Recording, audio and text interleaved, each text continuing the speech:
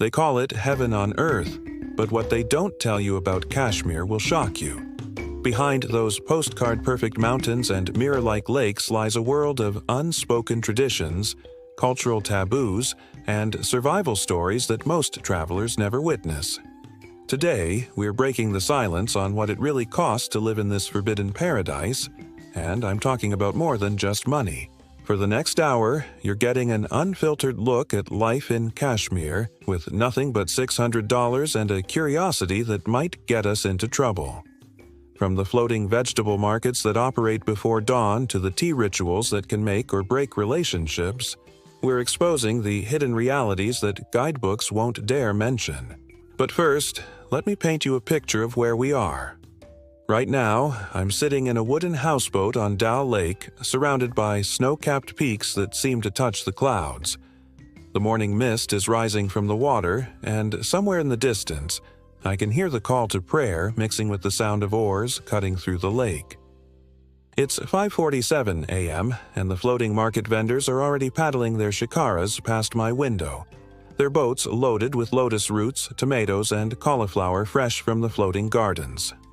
This is Kashmir, a region so beautiful that 3 nuclear powers have fought wars over it, yet so misunderstood that most people couldn't tell you whether it's in India or Pakistan. The truth is, it's complicated. Kashmir sits at the crossroads of South Asia, Central Asia, and China, occupying a valley that's roughly the size of Connecticut, but packs more cultural complexity than entire continents. The geography alone will mess with your mind. We're talking about a valley that sits 5,200 feet above sea level, surrounded by the Himalayas on one side and the Pir Panjal range on the other. Dal Lake, where I'm staying, is actually a network of interconnected lakes covering about 18 square kilometers. But here's what's wild. Parts of this lake are so shallow that people have built floating gardens on them for over 1,000 years. The history of this place reads like a Game of Thrones script, minus the dragons, but with just as much political intrigue. For centuries, Kashmir has been ruled by Buddhists, Hindus, Muslims, Sikhs, and the British. Each empire left its mark, creating a cultural fusion that you won't find anywhere else on Earth. The Mughal Emperor Jahangir was so obsessed with Kashmir's beauty that he spent his summers here and famously declared that if there's paradise on Earth, it's here. But paradise comes with a price tag that goes beyond money. Since 1947, Kashmir has been divided between India and Pakistan, with China controlling a chunk in the northeast. The line of control, basically a heavily militarized border, cuts right through families, villages, and communities. This isn't just ancient history. It shapes everything from daily commutes to internet connectivity. Living here means accepting that your phone might lose signal during political tensions, that certain roads might be closed without notice, and that conversations about politics happen in whispers, not shouts. Yet, somehow, life goes on with a rhythm that's both ancient and surprisingly modern. Speaking of rhythms, let me tell you about a typical morning in a Kashmiri household, because it's nothing like what you'd expect. I've been staying with the Malik family in downtown Srinagar for 3 days now, and their routine is a masterclass in making the most of limited resources while maintaining dignity and hospitality that would put 5-star hotels to shame. Nazir, the head of the household, wakes up at 4:30 a.m. for Fajr prayers. By 5 a.m., his wife Rashida is already in the kitchen, not making coffee or cereal, but preparing noon chai, a pink, salty tea that's basically liquid comfort food. The preparation alone takes 45 minutes because everything is made from scratch. She's grinding green tea leaves, adding cardamom, cinnamon, and a pinch of salt, then slowly adding milk and baking soda until the mixture turns that distinctive pink color. Their 22-year-old son, Tariq, works at a local carpet shop, but his day starts with feeding the chickens they keep in their small backyard. Yes, chickens in downtown Srinagar. Most families here maintain some level of self-sufficiency because supply chains can be unpredictable. Their 19-year-old daughter Fatima is studying for her engineering entrance exams while helping manage the household. She speaks 4 languages fluently: Kashmiri, Urdu, Hindi, and English, switching between them mid-sentence depending on who she's talking to. The morning routine includes checking 3 different news sources because information here comes filtered through various lenses. Nazir reads the local Kashmiri newspaper, Rashida watches national Indian news, and the kids scroll through social media for what they call ground reality. Basically, what's actually happening versus what's being reported. Breakfast isn't rushed.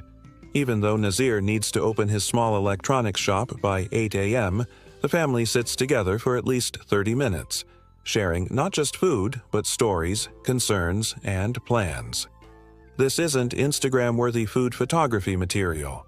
We're talking about simple roti with homemade pickles, sometimes leftover rice from dinner, and always that pink chai. The marketplace experience here will challenge everything you think you know about shopping. The main bazaar in Srinagar's old city operates on relationships built over generations. Vendors don't just sell products, they maintain social contracts. When Rashida goes grocery shopping, she's not just buying vegetables. She's engaging in a complex social ritual where the vendor asks about her family's health, she inquires about his children's studies, and they negotiate prices based on mutual respect rather than pure economics. But here's where it gets interesting from a budget perspective. A kilogram of high-quality rice costs about 60 rupees, roughly 70 cents. But that same vendor will give Rashida extra if her family is going through a tough month, expecting the favor to be returned when he needs it. This informal credit system, called udhar, operates parallel to the cash economy and makes survival possible for families living on tight budgets. Rural Kashmir operates on an entirely different rhythm. I spent 2 days in Pahalgam, a village about 95 kilometers from Srinagar, staying with a farming family whose lifestyle would seem impossible to anyone accustomed to urban conveniences. Ahmed Shah owns 3 acres of land where he grows apples, walnuts, and saffron. Yes, real saffron, worth more per gram than gold. His day begins at sunrise, not because of an alarm clock, but because the cows need milking, and the apple trees require constant attention. During harvest season, which lasts from August to October, Ahmed works 16-hour days. But he describes this period as blessed time because it determines his family's income for the entire year. The contrast between urban and rural Kashmir isn't just about lifestyle, it's about completely different economic realities. In Srinagar, a family of 4 can survive on 15,000 rupees per month, about 180 if they're careful. In rural areas, the same family might need only 8,000 rupees in cash because they produce much of their own food, but they're also more vulnerable to weather, crop failures, and market fluctuations. Now, let's talk about something that will blow your mind. The food culture here is so complex and ritualized that sharing a meal becomes a form of communication. Kashmiri cuisine, especially the famous Wazwan feast, isn't just about eating. It's about storytelling, relationship building, and cultural preservation. Wazwan is a multi-course meal that can include up to 36 different dishes, but calling it a meal is like calling the Taj Mahal a building. It's performance art involving food. The preparation starts days before the actual feast, with extended families gathering to clean spices, prepare meat, and coordinate cooking schedules that require military-level precision. I was invited to a wedding Wazwan in Baramulla, and the experience defied every assumption I had about Indian food. Forget what you think you know about curry and rice. Kashmiri cuisine is heavily influenced by Persian, Central Asian, and Tibetan flavors, creating combinations that don't exist anywhere else. The star of any Wazwan is rista, meatballs made from mutton that's been pounded by hand for hours until it reaches a texture so smooth it dissolves in your mouth. The preparation is so labor-intensive that families often share the work, with different households responsible for different dishes. Making rista properly requires technique passed down through generations. There's no YouTube tutorial that can teach you the exact rhythm and pressure needed. Then there's tabak maz. fried lamb ribs that are first boiled in milk and spices, then fried until they're crispy outside but tender inside. Each bite delivers layers of flavor that change as you chew. The cooking process alone takes 4 hours, and that's after the meat has been marinated overnight. But here's what's really fascinating. The serving and eating of Wazwan follows strict protocols that reveal social hierarchies and relationships. People sit in groups of 4 around large copper plates called trami.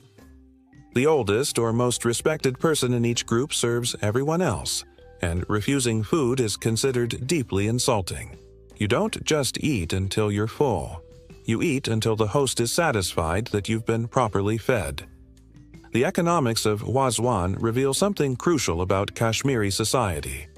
A proper wedding feast for 200 people can cost a family their entire annual savings, sometimes 200,000 to 300,000 rupees, $2,400 to $3,600, yet families consider this expense essential, not optional, because social relationships here aren't just cultural preferences, they're survival networks. For budget travelers, experiencing authentic Kashmiri food requires strategy. Street food offers incredible value. A plate of Sikh kebabs costs 40 rupees, harissa, a mutton, and rice porridge eaten for breakfast costs 30 rupees, and kulcha, stuffed bread, with noon chai costs 25 rupees. But the real cultural experience happens when locals invite you to share their meals, which happens more often than you'd expect if you show genuine interest in their traditions. The tea culture here deserves its own anthropological study. Noon chai isn't just a beverage, it's social glue. The preparation ritual creates opportunities for conversation. The serving demonstrates hospitality, and the sharing builds relationships. I've watched business deals negotiated over noon chai, family disputes resolved, and marriages arranged. Kahwa, the other signature Kashmiri tea, serves a different social function. Made with green tea, saffron, cardamom, and almonds, kahwa is served during celebrations and special occasions. The preparation is ceremonial. The tea is brewed in a special copper kettle called a samovar, and serving it properly requires skill and attention that demonstrates respect for guests. But here's something guidebooks won't tell you. Tea politics are real. Refusing tea when offered is social suicide. Accepting tea creates obligations. The type of tea served communicates your status as a guest. Noon chai for everyday interactions, kahwa for special occasions, and regular Indian chai when someone wants to politely indicate that your visit should be brief. Coffee culture, as understood in the West, barely exists here. I found exactly one cafe in Srinagar that served espresso, and it felt so out of place that drinking it seemed almost disrespectful to local traditions. Now we need to address something that makes many travelers uncomfortable, but is essential for understanding Kashmiri society: the role of women and the complex social dynamics that govern interactions between men and women, especially for outsiders. Kashmiri women occupy a unique position in South Asian society. Historically, they've enjoyed more freedoms than women in many other parts of the region, but these freedoms come with unwritten rules that outsiders often misunderstand. In rural areas, women work alongside men in fields and orchards, handle family finances, and make important household decisions. But public interactions between unmarried men and women are governed by strict social protocols. Fatima, the engineering student I mentioned earlier, explained it this way: "We have freedom, but with boundaries. I can study, work, choose my career, but I cannot date publicly or stay out late without family permission. It's not oppression, it's protection of family honor, which affects everyone's marriage prospects and social standing."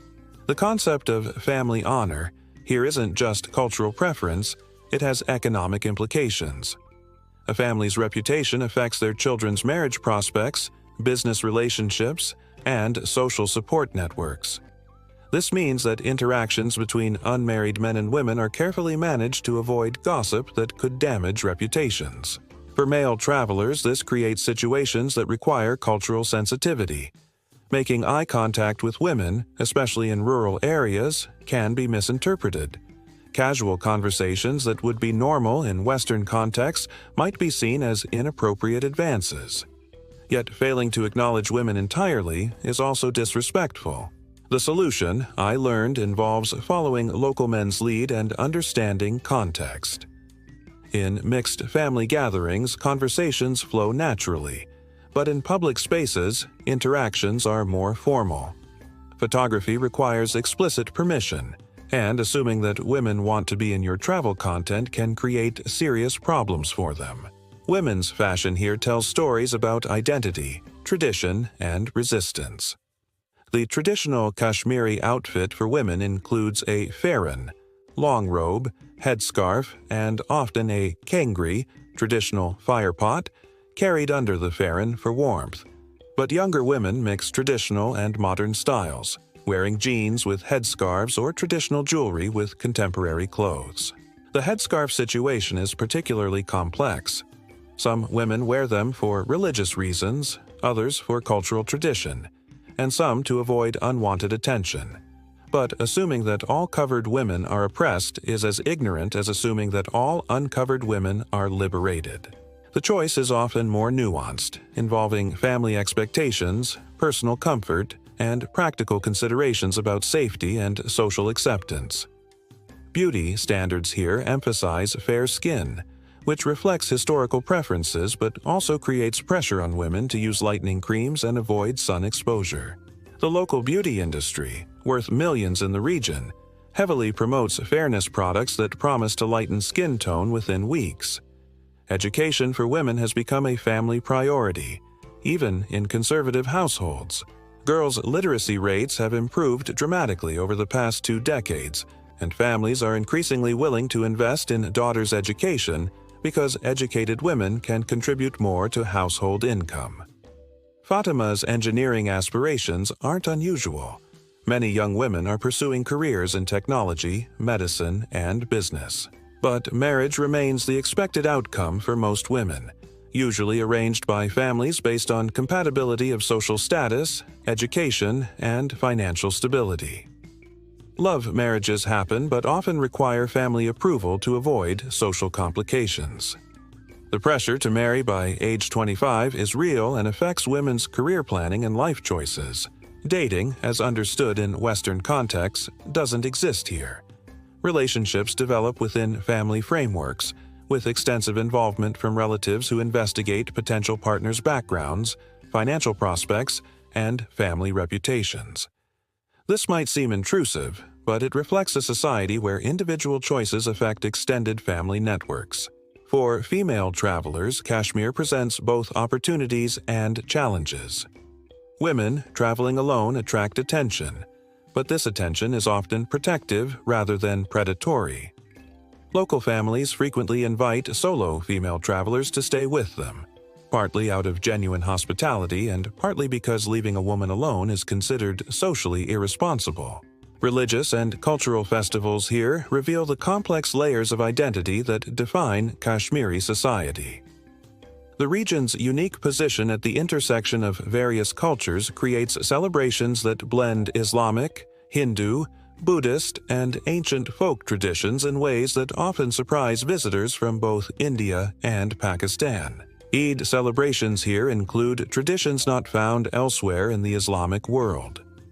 The night before Eid, families prepare special sweets called sheer chai and kheer, but they also participate in a ritual called Eid Ka Chand, searching for the new moon while sharing stories and predictions about the coming year. Children receive money and gifts, but they also participate in community service, helping prepare food for families that can't afford elaborate celebrations. Navroz, the Persian New Year, is celebrated by many Kashmiri families regardless of their religious background, reflecting the region's historical connections to Persian culture. The celebration involves spring cleaning, preparing specific foods, and wearing new clothes, but it also includes visiting the graves of ancestors and sharing food with neighbors of all religions. The Sufi festivals here are unlike anything you'll experience elsewhere. The annual Urs at the shrine of Sheikh Abdul Qadir Jilani in Srinagar attracts thousands of devotees who participate in qawwali sessions, communal prayers, and traditional dances that continue through the night. The atmosphere is both deeply spiritual and intensely social, with families camping around the shrine for days, sharing meals and stories with strangers who become temporary family. But there are also traditions that most outsiders never witness. Ceremonies tied to agricultural cycles, healing rituals performed by village elders, and seasonal celebrations that have been practiced for centuries but aren't documented in official cultural guides. These forbidden traditions aren't necessarily secret, but they're exclusive to community insiders who've earned the trust of local families. The concept of forbidden in Kashmir often relates to political sensitivities rather than cultural secrets. Discussing the Kashmir conflict openly can create problems for locals, especially if they're perceived as taking sides or sharing information with outsiders that could be misinterpreted. This creates an atmosphere where certain topics are avoided in public conversations, leading to a culture of careful communication. Traditional healing practices operate parallel to modern medicine, involving herbal remedies, spiritual healing, and treatments passed down through generations. These practices aren't forbidden, but they're often kept within families because skepticism from outsiders can undermine their effectiveness for believers. Music and poetry traditions here include forms that are rarely performed for tourists. Traditional Sufi poetry recitations, folk songs tied to specific seasonal activities, and storytelling traditions that require intimate knowledge of local history and relationships. Accessing these traditions requires building genuine relationships with local families over extended periods. Now, let's break down the real economics of surviving on $600 per month in Kashmir, because the numbers tell stories that reveal how local families actually live versus what tourism brochures suggest is possible. Housing costs vary dramatically between Srinagar and rural areas, but both present unique challenges for budget travelers. In Srinagar, a basic room in a local family's house costs 2,000 to 3,000 rupees per month, $24 to $36, but this usually includes access to kitchen facilities and family meals, making it an incredible value. However, finding such arrangements requires local connections. These opportunities aren't advertised online. Hotels and guest houses marketed to tourists charge 1,500 to 3,000 rupees per night, $18 to $36, which would consume your entire budget within 10 days. The solution involves staying in local neighborhoods away from tourist areas, where families rent rooms to Indian domestic tourists and migrant workers at much lower rates. Food expenses can range from 100 rupees per day, what's 20, if you eat like locals, to 1,000 rupees per day, 12, if you stick to restaurants catering to tourists. The trick is understanding where locals eat and what they consider normal portions. A typical local meal consists of rice, dal, lentils, vegetables, and bread, costing 40 to 60 rupees at neighborhood eateries that don't have English menus or tourist marketing. Street food offers the best value for authentic experiences. Sikh kebabs from roadside vendors cost 10 rupees each, fresh bread from local bakeries costs 5 rupees, and seasonal fruits from orchards cost a fraction of grocery store prices. But eating street food safely requires understanding which vendors locals trust and avoiding anything that might have been sitting out too long. Transportation costs depend entirely on your willingness to travel like locals rather than tourists. Shared auto rickshaws within Srinagar cost 10 to 15 rupees per person, while private tourist taxis charge 200 to 500 rupees for the same routes. Local buses to destinations like Gulmarg or Pahalgam cost 50 to 100 rupees, compared to 2,000 to 3,000 rupees for private tourist vehicles. The Shikara boat experience on Dal Lake provides a perfect example of tourist versus local pricing. Tourist-marketed Shikara rides cost 600 to 1,200 rupees per hour. while locals use shikaras as daily transportation for 20 to 40 rupees per trip. The difference isn't just price, it's access to authentic experiences versus staged tourist performances. Utilities and communication costs reveal infrastructure challenges that affect daily life. Internet connectivity can be unpredictable due to political situations, with complete shutdowns lasting days or weeks during periods of tension. Mobile phone coverage varies by carrier and location, with some areas having no service at all. This unpredictability makes remote work or digital nomad lifestyles extremely challenging. Electricity is generally reliable in Srinagar but can be intermittent in rural areas, especially during winter when demand for heating increases.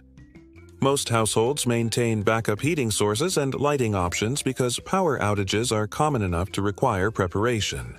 Water supply varies by neighborhood and season. Dal Lake and surrounding areas have complex water management systems that can be affected by weather, maintenance issues, and political decisions. Bottled water costs add up quickly for travelers, but locals use filtration systems or boil tap water, which requires understanding local water sources and treatment methods. Seasonal expense variations dramatically affect budget planning. Winter heating costs can double or triple monthly expenses, while summer brings increased food costs due to transportation challenges during tourist season. Monsoon season affects transportation and food supply chains, creating price fluctuations that locals anticipate but travelers often don't expect. Entertainment and cultural expenses depend on your integration into local communities versus consuming packaged tourist experiences. Local festivals, community gatherings, and family celebrations offer free cultural immersion if you're invited, while tourist-oriented cultural shows and activities can cost hundreds of rupees per person. Shopping for necessities requires understanding local markets versus tourist markets. The same products are often available at dramatically different prices depending on where and how you shop. Locals buy vegetables directly from farmers at weekly markets, purchase clothes from wholesale dealers, and negotiate prices based on relationships built over time. Getting around Kashmir reveals infrastructure realities that shape daily life in ways that casual tourists never experience. The region's mountainous terrain, political situation, and weather patterns create transportation challenges that require flexibility and patience that many visitors find frustrating. Road conditions change constantly due to weather, maintenance issues, and security concerns. Routes that are perfectly safe one day might be closed the next due to landslides, protests, or military operations. This unpredictability means that planning rigid itineraries often leads to disappointment and additional expenses when alternative arrangements are needed. The shared taxi system operates on informal networks that can be confusing for outsiders, but represent incredible efficiency for locals who understand the rules. Vehicles don't run on fixed schedules. They depart when full, which might mean waiting 20 minutes or 2 hours depending on demand.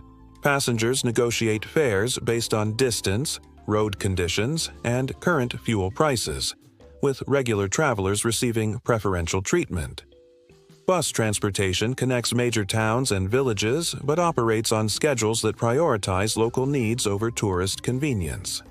Buses often make unexpected stops to pick up passengers, deliver goods, or wait for connecting services.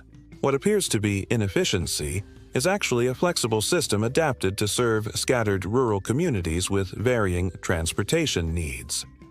The famous shikaras on Dal Lake function as both tourist attractions and essential transportation for thousands of people living on houseboats and floating communities. The shikara operators maintain informal territories and customer relationships passed down through generations. Using shikaras as daily transport rather than tourist experiences provides access to floating markets, houseboat communities, and water-based businesses that most visitors never see. Motorcycles and scooters offer independence for travelers willing to navigate challenging road conditions and security checkpoints. Rental options exist, but require understanding local traffic patterns, which prioritize larger vehicles and often ignore Western concepts like lane discipline or traffic signals. Fuel availability can be inconsistent in remote areas, requiring planning and backup options. Walking remains the most reliable form of transportation in many areas, but it requires understanding terrain challenges, weather patterns, and cultural norms about where foreigners can safely travel alone. Some areas require local guides not for tourist experiences, but for actual navigation and safety reasons. Seasonal transportation variations dramatically affect accessibility and costs. Winter snow closes many mountain roads entirely, while spring snowmelt creates flooding and landslide risks. Summer tourist season increases demand and prices for all transportation options, while autumn offers the best conditions but unpredictable weather changes. Security checkpoints are routine parts of transportation that require patience and proper documentation. Travelers need to carry identification at all times and be prepared for vehicle searches, questioning about destinations and purposes, and occasional delays due to security operations. Understanding these realities as normal rather than harassment helps maintain appropriate attitudes and responses. Communication during travel can be challenging due to language barriers and cultural differences in expressing directions, time estimates, and transportation options. Many transportation providers speak limited English, while travelers often struggle with local languages and cultural concepts about scheduling and route flexibility. Kashmir's natural beauty operates on a scale that challenges human comprehension, but experiencing it authentically requires moving beyond postcard locations to understand how this landscape shapes daily life, economic opportunities, and cultural practices of local communities. Dal Lake extends far beyond the tourist houseboat area into floating neighborhoods where families have lived for generations, supporting themselves through lotus root farming, fishing, and small-scale commerce conducted entirely from boats. These communities maintain their own schools, mosques, and markets, creating a water-based society that functions parallel to land-based Kashmir. The floating gardens, called Rad in Kashmiri, represent agricultural innovation developed over centuries to maximize food production in limited space. These gardens are constructed by layering water plants, soil, and organic matter to create floating platforms where vegetables grow directly from the lake. Families own and tend these gardens like farmers own fields, passing them down through generations along with specialized knowledge about water levels, seasonal planting, and market timing. Gulmarg transforms from a world-class skiing destination in winter to grazing meadows in summer. But the transition reveals economic challenges facing local communities whose livelihoods depend on tourism seasons. During peak winter, hotel workers, ski instructors, and guides earn significant income, but employment disappears when snow melts, forcing families to find alternative income sources during off-season months. The apple orchards of Kashmir represent both economic opportunity and vulnerability for thousands of farming families. Apple production requires year-round attention, from pruning in winter to harvesting in autumn, but farmers remain dependent on weather patterns, market access, and political stability that can affect their ability to transport and sell products. A single hailstorm can destroy an entire year's income, while transportation disruptions can cause harvested apples to rot before reaching markets. Pahalgam serves as a base camp for the annual Amarnath pilgrimage, but this religious tourism creates economic opportunities and social challenges for local communities. During pilgrimage season, the population swells from 15,000 to over 100,000, creating temporary employment for guides, porters, food vendors, and accommodation providers. However, this influx also strains infrastructure, increases prices for basic goods, and creates environmental pressures on fragile mountain ecosystems. Sonmarg, literally meaning meadow of gold, demonstrates how natural beauty becomes economic resource, but also creates dependency on external factors beyond local control. The tourism industry here employs hundreds of families as guides, horseback ride operators, and small business owners, but political tensions or security concerns can eliminate tourist arrivals overnight, leaving communities with no alternative income sources. The saffron fields of Pampore represent agricultural luxury. This region produces some of the world's most expensive spices, but saffron cultivation requires specific climate conditions and intensive labor that makes it vulnerable to climate change and economic fluctuations. Families invest enormous effort in saffron production because the potential returns are high, but crop failures can bankrupt farmers who've invested everything in this specialized agriculture. Trekking routes through Kashmir's mountains reveal shepherd communities whose lifestyles have remained unchanged for centuries, but who now face pressures from tourism development, climate change, and modernization that threaten traditional practices. These nomadic families move their flocks seasonally between high and low altitude pastures, maintaining detailed knowledge about weather patterns, grazing rights, and animal husbandry that represents invaluable cultural heritage. The Mughal gardens of Srinagar, Shalimar, Nishat, and Chashme Shahi showcase historical landscape design but also demonstrate how political power shapes environmental management.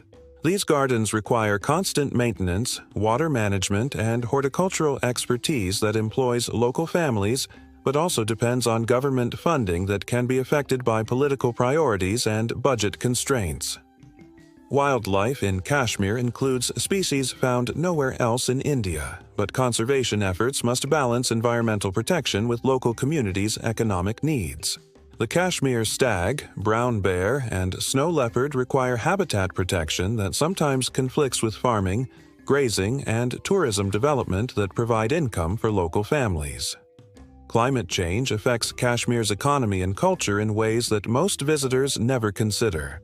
Changing precipitation patterns affect apple production, skiing seasons, water levels in Dal Lake, and the timing of agricultural cycles that determine when families earn income versus when they incur expenses. These changes force adaptations in traditional practices and economic strategies that have worked for generations. Healthcare and education infrastructure in Kashmir operates under constraints that reveal both resilience and limitations of communities living in politically complex regions. The healthcare system must serve scattered mountain populations while dealing with security concerns, supply chain challenges, and funding limitations that affect service quality and accessibility. Government hospitals provide free basic health care but often lack specialized equipment or medicines, forcing families to choose between expensive private treatment or traveling to other states for medical care they can't afford. This creates situations where treatable conditions become serious health problems because families delay seeking care due to cost concerns. Traditional medicine practices continue alongside modern health care, involving herbal remedies, spiritual healing, and treatments passed down through generations. Many families use traditional treatments for common ailments, but rely on modern medicine for serious conditions, creating healthcare approaches that blend old and new methods based on effectiveness and affordability. Mental health support is extremely limited, despite psychological stresses associated with living in a conflict zone. Families often rely on religious leaders, community elders, and extended family networks for emotional support rather than professional counseling services that are rarely available or culturally acceptable. Education achievements in Kashmir are remarkable considering infrastructure challenges and political disruptions that periodically close schools and colleges. Literacy rates have improved dramatically over recent decades, with families prioritizing education as a path to better economic opportunities and security for their children. School closures due to political tensions, strikes, or security operations affect students' academic progress but also demonstrate educational resilience as families create informal learning networks and teachers provide lessons through alternative channels when formal education is disrupted. Higher education opportunities within Kashmir are limited, forcing many students to leave for studies in other states or countries. This brain drain affects local development, but also creates networks of educated Kashmiris working throughout India and internationally who send money back to support families and invest in local businesses. Vocational training programs focus on skills that can support local economic development: carpet weaving, handicraft production, tourism services, and small business management. But these programs must adapt to changing economic conditions and market demands that affect employment opportunities. Women's education has become a family priority even in conservative households, as families recognize that educated women can contribute to household income and provide security for aging parents. However, women's career opportunities remain limited by social expectations and economic constraints that affect their ability to use their education professionally. Safety concerns in Kashmir require understanding multiple layers of risk that affect both locals and visitors in ways that casual tourists often underestimate. Security challenges stem from political tensions, but they also include natural hazards, infrastructure limitations, and social factors that require awareness and preparation. Military and police presence is routine throughout Kashmir, with checkpoints, patrols, and security operations that are normal parts of daily life for locals but can be intimidating for visitors unfamiliar with such environments. Understanding appropriate behavior at checkpoints, carrying proper identification, and maintaining respectful attitudes during security interactions are essential skills for anyone spending time in Kashmir. Curfews and movement restrictions can be imposed with little advance notice during political tensions, protests, or security operations. These restrictions affect transportation, business operations, and access to essential services, requiring flexibility and preparation for situations where normal activities become impossible.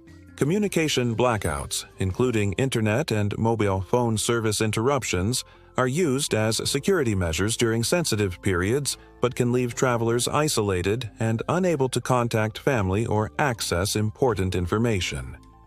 Maintaining backup communication plans and local contacts becomes crucial for safety and practical reasons. Natural hazards include avalanches in mountain areas, flooding during monsoon season, and landslides that can block roads or damage infrastructure. Weather conditions change rapidly in mountainous terrain, creating situations where travelers can become stranded or face dangerous conditions without proper preparation. Healthcare access during emergencies requires understanding local medical facilities, evacuation procedures, and insurance coverage that may not apply in politically sensitive areas. Serious medical emergencies might require transportation to facilities outside Kashmir, which can be complicated by security restrictions or weather conditions. Personal safety varies significantly by location, time, and circumstances, with some areas requiring local guides or escorts while others are perfectly safe for independent travel. Understanding these variations requires local knowledge and cultural sensitivity rather than relying on general safety guidelines that might not apply to specific situations. For international visitors, accessing Kashmir requires navigating visa procedures, entry restrictions, and registration requirements that can change based on political conditions and security assessments. Tourist visas typically allow entry, but certain areas may require special permits or have restrictions on foreign nationals that aren't clearly communicated through official channels. Foreign registration procedures require reporting to local police stations within specified timeframes, carrying proper documentation at all times, and understanding that failure to comply with registration requirements can create serious legal problems. These procedures aren't just bureaucratic inconveniences. They're security measures that affect everyone's safety and must be taken seriously. Seasonal considerations affect access to different regions, with some areas becoming inaccessible during winter months due to snow and weather conditions. Planning visits requires understanding seasonal variations in accessibility, weather patterns, and infrastructure capabilities that determine what's possible during different times of year. Travel insurance coverage may have exclusions related to politically sensitive areas or conflict zones, requiring careful review of policy terms and consideration of additional coverage for medical evacuation or trip cancellation due to political situations. Standard travel insurance may not provide adequate protection for travel in Kashmir. Currency and banking access can be limited in remote areas, with ATM availability inconsistent and credit card acceptance rare outside major hotels and tourist facilities. Carrying sufficient cash becomes necessary, but large amounts of cash create security risks that require careful management and planning. Internet connectivity for accessing important information, communicating with family, or managing financial needs can be unreliable or completely unavailable during certain periods. Maintaining offline access to important documents, contact information, and emergency procedures becomes essential for independent travel. As our time in Kashmir draws to a close sitting here, watching the sun set behind the Pir Panjal Mountains while vendors paddle their shikaras past my houseboat window, I'm struck by how this place defies every attempt to categorize or simplify it. Kashmir isn't just a tourist destination or a political flashpoint or a cultural melting pot. It's all of these things simultaneously, existing in layers that reveal themselves slowly to anyone willing to look beyond surface impressions. The $600 budget challenge taught me that money alone doesn't determine the quality of experience here. Rashida's family welcomed me into their home not because I could pay tourist prices, but because I showed genuine interest in their daily routines, their concerns, and their hopes for the future. Nazir spent hours teaching me about his electronics business not to sell me anything, but because sharing knowledge is considered a form of worship in his understanding of Islam. Ahmed Shah invited me to help with apple harvesting, not because he needed extra labor, but because he wanted me to understand that paradise requires constant work to maintain. The beauty that attracts tourists exists because families like his have tended these orchards for generations, adapting to political changes, climate variations, and economic pressures while maintaining traditions that connect them to the land. The forbidden traditions we uncovered are not forbidden because they're dangerous or illegal. They're protected because they're precious. The Sufi poetry sessions that happen in village homes during winter evenings, the healing ceremonies that blend Islamic prayers with ancient mountain rituals, the storytelling traditions that preserve local history through oral narratives, these practices survive because communities choose carefully who to trust with their cultural inheritance. But Kashmir also forced me to confront uncomfortable truths about tourism, development, and the responsibility that comes with sharing stories about places that exist at the intersection of beauty and conflict. Every photograph I took, every story I collected, every moment I documented represents someone else's daily reality. Not an exotic adventure, but home. The women who shared their struggles with balancing tradition and modernity. The young men who described their dreams of studying abroad while feeling obligated to support families at home. The elderly people who remembered Kashmir before partition and spoke about changes they've witnessed. Their stories deserve more than tourist curiosity. They deserve understanding, respect, and acknowledgement of the complexity that shapes their lives. Living on $600 a month in Kashmir is absolutely possible, but it requires abandoning tourist expectations and embracing local rhythms. It means accepting that hot water might not be available every morning, that internet connectivity can disappear without warning, that transportation schedules are suggestions rather than commitments. It means learning to find comfort in uncertainty and beauty in simplicity. But more importantly, it requires recognizing that budget travel here is not about finding cheap alternatives to expensive experiences. It's about accessing authentic relationships and genuine cultural exchange that money alone can't buy. The most valuable experiences came not from spending money but from investing time, attention, and genuine curiosity in understanding how people live, what they value, and what challenges they face. Kashmir changes everyone who spends real time here, not just as visitors passing through, but as temporary community members trying to understand daily life from the inside. The beauty that initially attracts attention becomes secondary to the human connections that develop when strangers become friends, when cultural differences become learning opportunities, and when paradise reveals itself to be a place where real people work incredibly hard to maintain something precious against tremendous odds. The question isn't whether you're ready to visit Kashmir.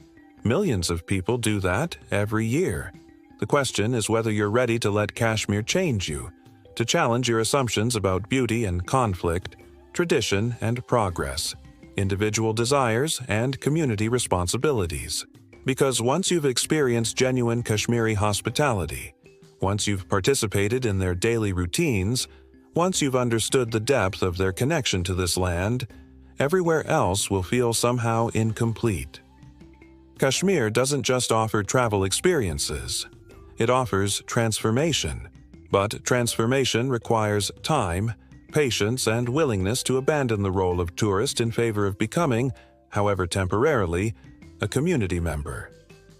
The Forbidden Paradise opens its secrets only to those willing to invest more than money.